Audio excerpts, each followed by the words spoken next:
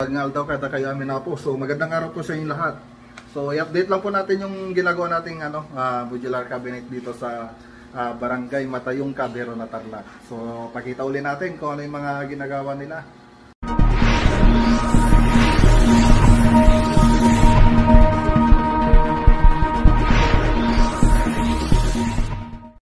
So yan na mga boss. So dito sa kabila nilagay na nila yung yung granite, yung Black Galaxy na kinuha natin sa Binalonan. So ganyan lang itsura niya mga boss. So mapansin nyo, wala ka na makikitang dito. Wala ka na makikitang marine plywood. So ito siya. Yan siya. Nakabalot na siya kung titingnan nyo rito. So nakadikit na rin ito. Ang pinagdikit namin dito yung marine epoxy. So pagkatapos namin tinabas, inilagay na lang namin dito. So ngayon ang tatabasin na lang namin dito, itong sa may kitchen sink. So papatuyin lang na namin yung marine epoxy bago namin tatabasin ito. So yan na yung sukat niya. So yan na lang yung kulang diyan, tapos yung backplash. Tapos ganito yung itsura niya bago namin pinatungan ng granite. So ganyan yung itsura niya. So pag nilagay na yung granite, so wala ka rin makikitang ganito. So nakatago rin ito. So ang purpose lang namin dito, kaya nilagyan namin ng ganito para may dikit yung granite natin dito. Tsaka pampatibay na rin para may pagpapatungan yung granite natin. So yan, mas matibay na siya. Tapos dyan na rin natin ididikit yung granite natin na Black Galaxy. So andun na yung nagtatapos na rin sila dun sa labas. So nakuha na nila yung nito, yung sukat nito. So tatabasin na lang nila dun sa labas. Okay, so punta natin mga boss. So ang pinang tabas lang nila doon mga boss, yung grinder lang. Tapos yung diamond disc. So yan siya mga boss. So nilagyan nila ng masking tape para may palatandaan sila kung saan nila tatabasin. So yan. Nasaan yung marine epoxy natin? Sa loob pa rin. Sa may lamesa. Sa may lamesa. So ipakita muna natin yung marine epoxy na pinang-dikit natin doon. So A and B yun mga boss, yung binili nating marine epoxy. So ito na siya mga boss. Ito lang yung pinang-dikit natin dito sa granite. Okay, pagaluin mo lang yan yung Pioneer epoxy na marine epoxy. Pagaluin mo lang yung ABC, yung A tsaka yung B. Yan na yung pangdidikit natin dito. Tapos yan na rin yung pangdidikit natin dito sa backplash niya. Okay? So yan lang mga boss. So tingnan muna natin dito sa kabila. So malapit nang malobat itong cellphone ko. Tingnan natin kung abot pa. Okay. So ayan. So yan lang mga boss, tatabasin lang nila yan. So kung hindi ko maipakita, i-explain ko lang sa susunod kasi palubat na tong natin camera. Pagkatapos niyan, ipapatong ulit natin doon. Tapos ididikit natin bago natin tabasin yung paglulutuan.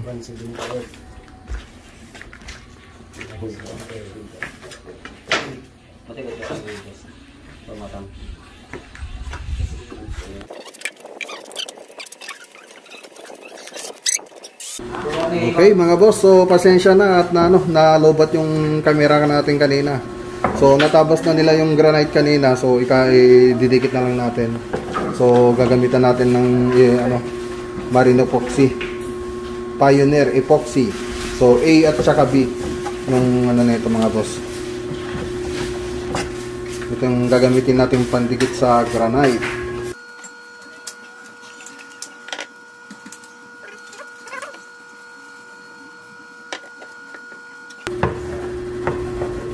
Okay, ang importante lang dito mahalo ng mabuti para mas madikit.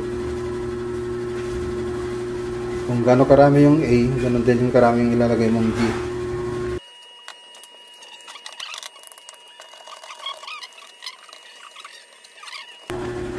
Okay, so pwede nang ilagay. tabi na natin to. Sige, ilagay nyo lang, ikalat nyo lang. Ay, tumpok-tumpok mo lang na pa. Oh, tumpok-tumpok lang. Yan, ganyan. So, madikit na yan. Sabi nung binilan natin, kahit konti-konti lang yung ilalagay natin. Madikit na daw yan mga boss.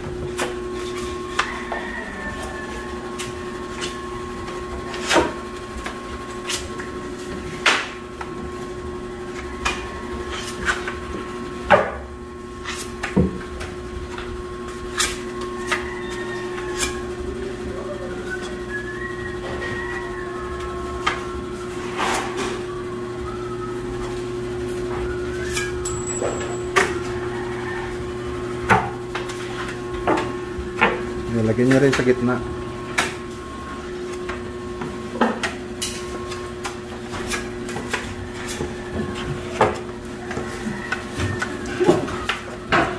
Sasaktan yung alas na. First time mo lang ang mga kaya mo gawin ko. Kailangan sa basili. Harap tingis ka na.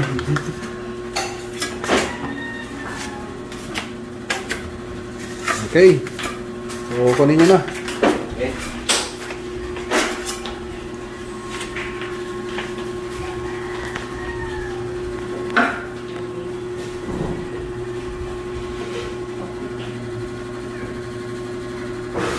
So, ipapatong na lang natin yung granite dito mga boss. Ayan. Tapos bukas natin tatabasin yung ano niya, itong butas niya. Para tuyo na, hindi na gumagalaw. So, unahin nyo rito isabay nyo na, hindi gayang kanina. Mungbang!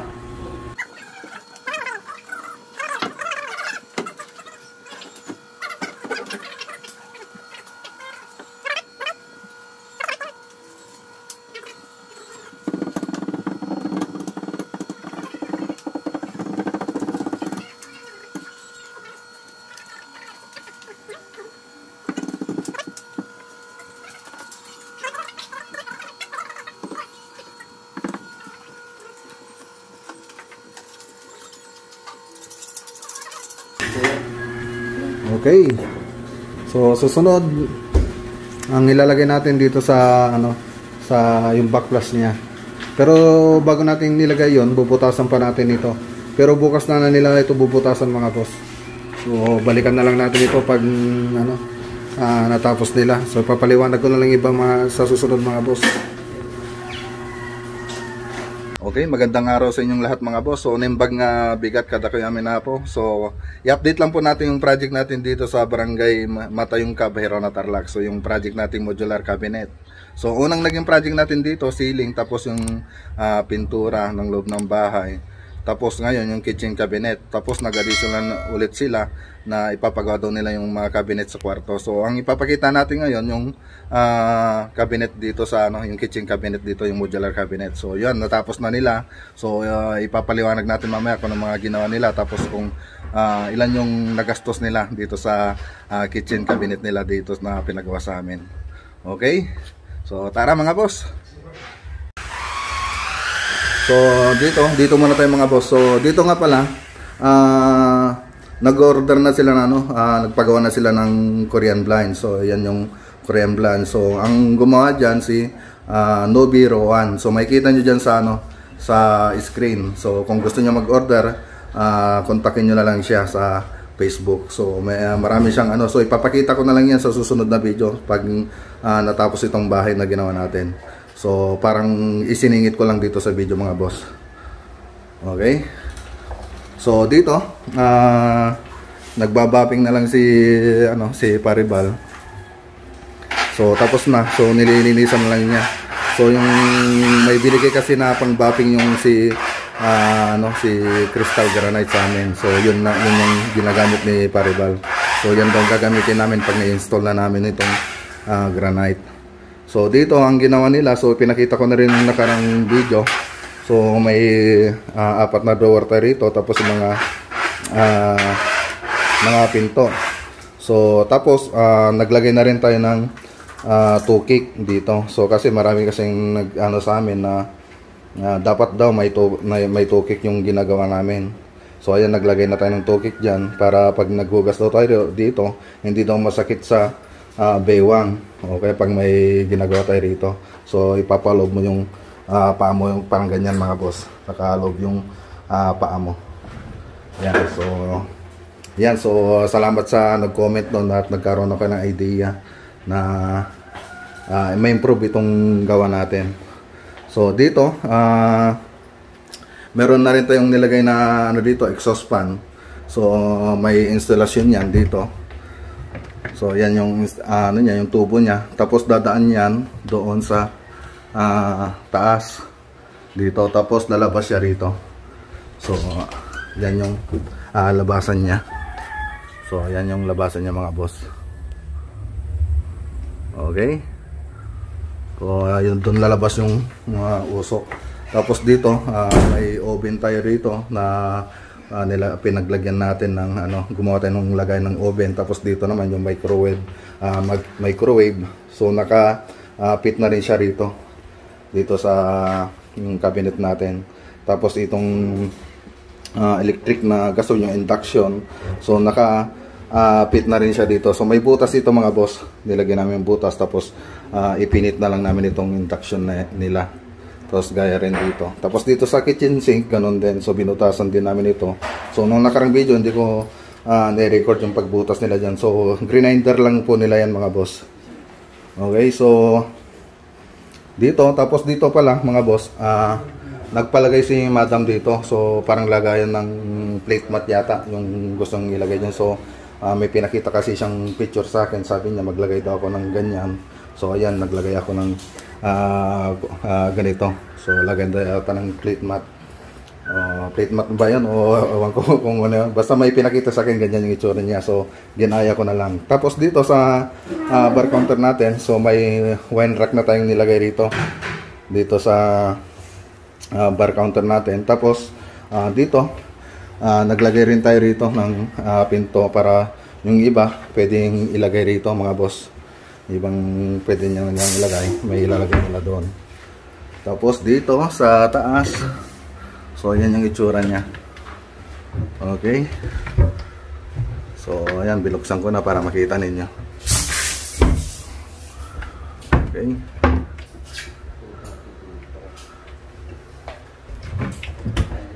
so naglagay rin tayo ng ng divider dito para pero removable siya mga boss. Para pag hindi pag hindi kasya, pwede nating alisin. So ganyan, naglagay tayo diyan. Mga shelves. Yan, removable din ito. Yan mga boss.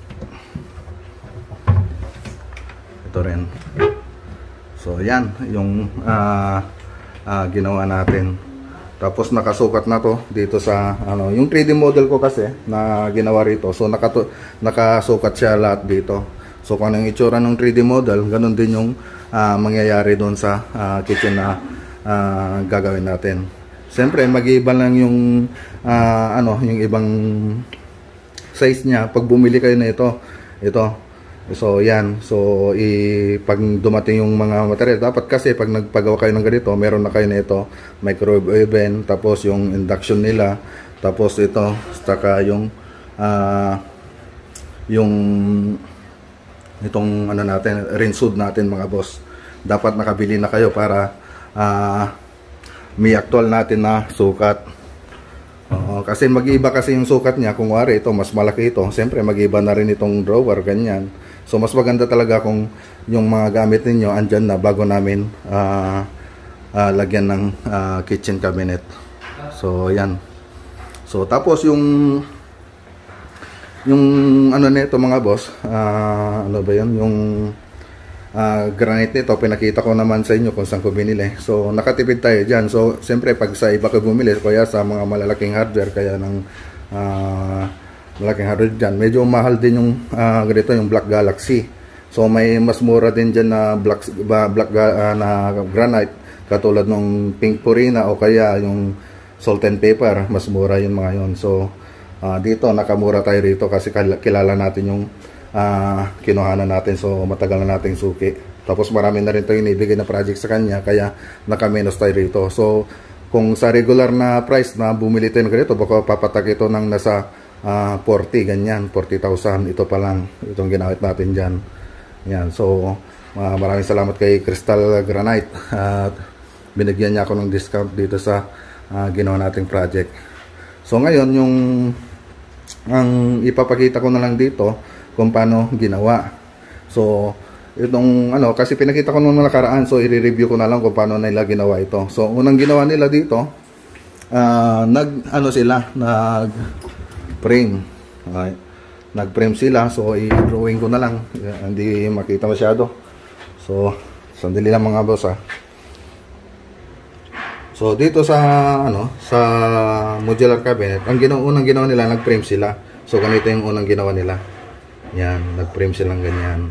So ito yung unang ginawa nilang banda. Yan. Nag-frame sila diyan. Ito yung nauna. Ito yung nauna, tapos nilagyan nila dito kasi yan mga boss eh. Tapos doon yan. Yan. Una ito, itong unang nilagay nila, yung pael. Itong pael na to, yan yung unang nilagay nila. Tapos isunod nila itong pinaka-flooring niya. So may flooring siya. Tapos naglagay tayo ng 2 kick, nag-allowance tayo diyan. Pero ito diretso na to, diretso. Tapos nung sa loob niya, naglagay tayo ron para sa 2 kick. Kung naintindihan niyo mga boss, medyo yata. At least magkaroon kayo ng idea. Yan yung unang nilagay nila. Tapos naglagay tayo rito naglagay tayo rito ng board na piraso lang. Tapos nagpatong tayo ng marine board dito. Marine board dito. Marine plywood. Nagpatong tayo dyan. Tapos dun sa marine plywood, ipinatong natin yung granite. Ganun lang yung ginawa natin dyan mga boss. Siyempre, ilagay na rin yung mga partition niya kung may partition tayo rito. So ganun lang kasimple ang paggawa natin dyan. So makikita nyo rin dun sa nakarang video, i-review nyo na lang yung project natin dito. So pinakita ko yung framing nito kung paano gawin. Tapos dito, dito sa taas, per panel itong ginawa namin mga boss. Dito. So ito, isang panel ito. So ibig sabihin isang panel, isang piraso. So ito, isang piraso rin yung buo rin ito mga boss hanggang dito. So isang panel yan. Tapos ginawa namin dito sa baba. Tapos isinalpak na lang namin. Tapos isang panel din dito. Tapos isang panel din yon. Tapos isang panel din yan. Tapos isang panel din ito. So box po siya na nilagay na inassemble namin. Tapos pinagdikit-dikit na lang namin nung inilagay namin dyan sa taas. Tapos siyempre naglagay na lang kami ng pag-i-screwan. Yan yung screwan yan mga boss, yung torque screw. So yun, naglagay kami dyan ng torque screw. So lahat na yan may suporta para hindi mabigatan, mahulog. So ganun lang yung ginawa natin dyan mga boss. Tapos explain ko na lang sa inyo kung magkano yung mga nagastos natin at ano yung mga kinailangan nating gamit dito sa modular cabinet. Okay, so ito na yung mga price mga boss. Okay, si pare ipakita mo nga yung yung mga natin, mga babanggitin ko. Yung dito kasi mga boss, ang ginamit natin dito yung marine laminated board. So yan yon yung mga board natin. Yan yung laminated board. So 15 pieces yung kinailangan natin dito na board. Double face na siya, marine laminated. Hindi siya para laminated board, yung MDF pala mga boss, kasi wala kami nabili na marine. So MDF yung ginamit namin dito, pero yung mas mahal yung ginamit namin, yung kahit daw sabi dun sa pinagbilan namin, kahit mabasa, hindi basta-basta yung lumulobo, sabi nung pinagbilanan sa City Hardware. So pinakita ko na rin nung nakarang video kung itsura nun mga boss. So 15 pieces yung ginamit nating marine plywood dito. Tapos ang bawat isa ng marine plywood ay yung yung MDF board, ang bawat isa nun 2,135. Tapos gumamit din tayo ng aging. So 50 meters yung ginamit nating aging, isang rolyo. So ito yung mga aging natin mga boss. Ito yung aging mga boss, yung nilalagay natin sa edge. So yan yung aging. Tapos gumamit din tayo ng rugby. So pangdikit doon sa rugby mga boss. So wag mo na ipakita, alam naman nila yung rugby eh. Isang galon ng rugby. Ang presyo noon 948. Tapos handle, yun yung mga handle natin mga boss. Yan. Ang isa niyang handle 190. So ang binili natin 25 pieces. Tapos drawer guide yung nasa loob mga boss. Yan yung drawer guide. Yan. So ang binili nating drawer guide, 4 na piraso. Ang bawat isa nasa 398. Tapos yung concealed, 18 pieces na concealed, yung full overlay tsaka yung half overlay yung kinailangan natin. So yan. So yun yung full overlay. Tapos dito, ito yung nasaan yung half overlay. Hindi yan. Ito. Ito yung half overlay mga boss. Dito sa ano niya. Kaya tinawag na half overlay kasi nasa kalahati lang siya. Ito full overlay kasi buo yung ginamit nating concealed jar. Nakabuo yung ano niya. Okay, sana nakuha nyo mga boss. Tapos gumamit din tayo ng black screw. Siyempre yung pag-screw natin dyan, yun ang ginawa natin dyan, yung 1.5 na black screw. So piso isa noon mga boss. Tapos torque screw. Sa torque screw, yung nandun sa taas, yung pinang-fix natin doon sa taas mga boss, tsaka dito sa baba. Tapos ang torque screw 500, torque screw ang isang box 500 ay 14 pesos pala ang isang piraso. Tapos yung flat latex, kailangan tayo ng flat latex tsaka punching compound. So 190 lang yung flat latex tsaka punching compound. So pinagmasilya na lang natin dito, gaya dito mga boss. Masilya na lang ginawa namin dito mga boss sa pinag-screwhan kasi wala kaming nakitang pangtakip dyan na para sa screw cap. So may nabibiling ganun, kaya lang dito sa amin walang mabili.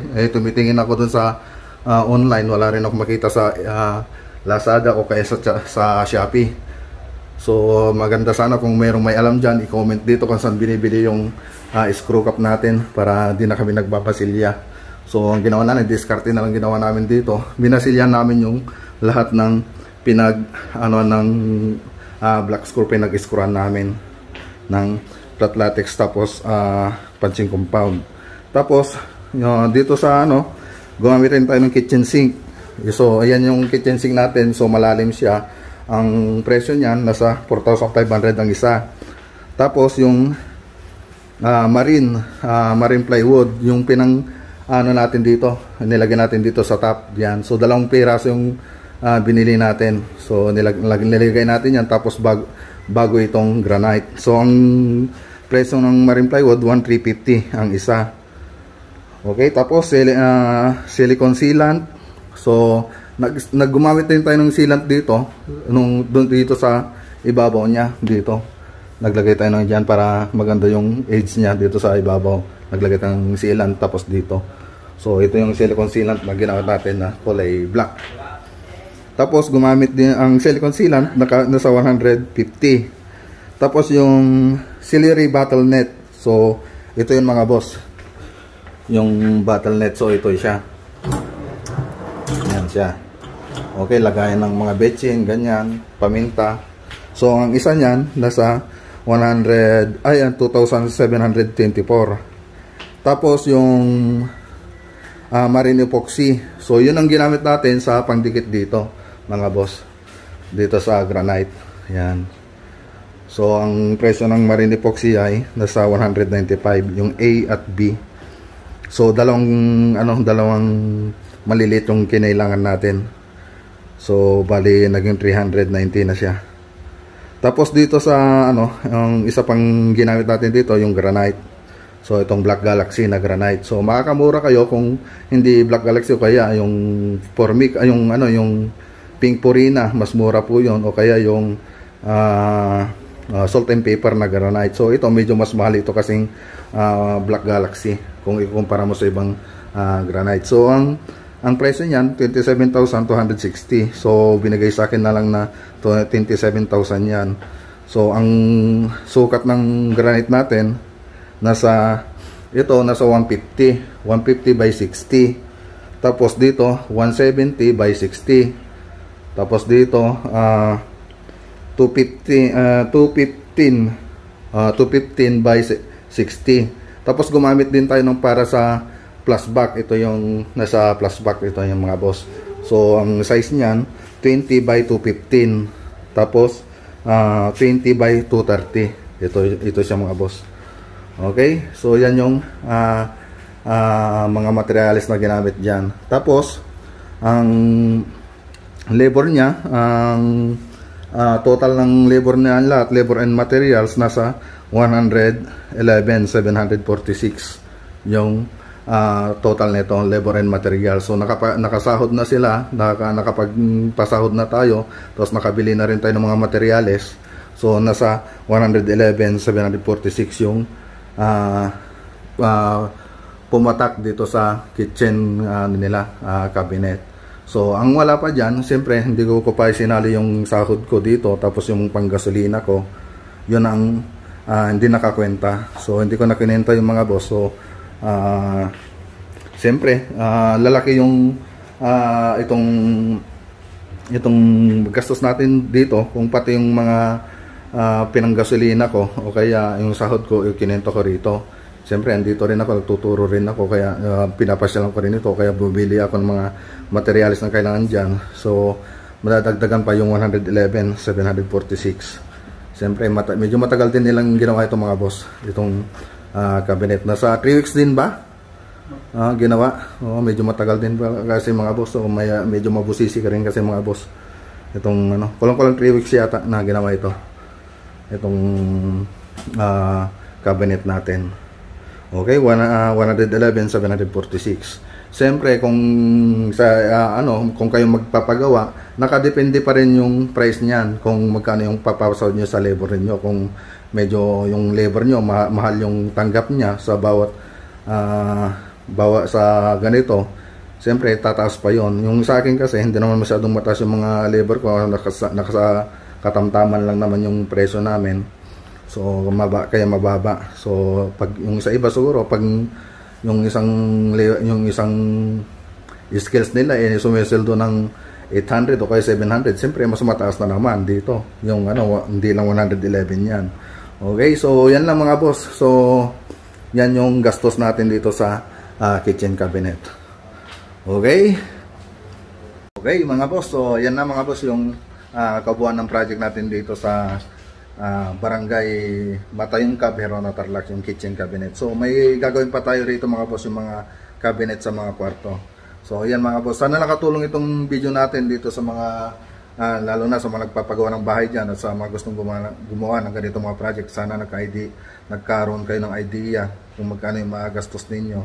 Siyempre ganyan talaga yung kung namamahalan kayo sa kitchen cabinet, so tapat na yung sinabi kong price dyan, walang dagdag, walang bawas. So ang hindi lang nakalista dyan yung sahod ko, tapos yung pinanggasolina ko araw-araw na pumunta rito. So yan yung hindi pa nakalista dyan. So yan mga boss, so yan yung nagastos natin, 111,746 yung nagastos natin dito. Okay, so sana nagkaroon kayo ng idea. Tapos kung nagustuhan man yan itong video na to, sana mag-iwan kayo ng like, mag-iwan na lang po kayo ng like kung nagustuhan nyo itong video na to. Okay mga boss, so kung may shoutout man, isasabihin ko lang sa inyo sa bahay, kasi hindi ko nadala rito yung mga listahan ng mga nagpapa-shoutout. So hanggang dito muna yung video natin mga boss. Ingat po tayo lagi at God bless. Okay, shoutout muna tayo mga boss. So shoutout kila Edgar Araquino, watching from Montreal, Canada. Shoutout din kay Danilo Camacho. So pasupport po daw ng channel niya mga boss, so nandyan sa screen. So supportan po natin mga boss. Tapos shoutout din sa mga bagong subscriber natin, kay Edgar Araquino. Tapos shoutout din kay Len Mesha. At shoutout din kay Edwin Flores Jr. Shoutout din kay Christian Mark Imos. So yan po yung mga nagpa-shoutout mga boss. So maraming salamat nga pala mga boss sa mga patuloy na panonood sa ating channel. So malaking tulong po yan sa mga katulad namin na nagsisimula pa lang dito sa YouTube. So sa mga baguhan mga boss, paki-subscribe na rin itong video natin itong channel natin, tapos paki-pindot, paki-hit na lang po yung notification bell, tapos ilagay nyo po sa all para lahat ng bagong videos natin updated po kayo mga boss. May susunod pala tayong project mga boss sa Mabalacat, Pampanga. So yan po yung susunod na line up natin. So kita-kits ulit tayo itong mga boss. So tinatapos lang namin yung cabinet dito. So last na project na lang namin dito sa Herona. Last na additional na lang ito. So pagkatapos ng cabinet dito, pupunta na kami sa Mabalacat para isunod yung naka-line up natin project. So yan mga boss, sana nakatulong ito sa mga nagpapabahay dyan at lalo na sa mga gustong gumawa ng mga ganitong project. Sana nagkaroon kayo ng idea. So hindi ko rin sinasabi na tama itong pamamaraan namin sa pagkakabinet. So kung meron po kayong suggestion, paki-comment na lang po rito para may improve po namin yung mga skills po namin, para may pagkita tayo sa mga viewers para magkaroon sila ng idea. So yan lang mga boss. So hindi po sinasabi na tama itong paggawa namin ng cabinet. So ang ano lang dito, i-share lang po namin yung mga alam namin, yung mga pamamaraan po namin. So yan mga boss. So isusunod ko lang dito mga boss yung mga picture ng modular kitchen cabinet natin mga boss. So pagkatapos na nito, isusunod ko na dito. So hintayin nyo lang mga boss. So yan mga boss, magandang dito ng video natin mga boss. Ingat-ingat po tayo lagi at magandang araw po sa inyong lahat at God bless.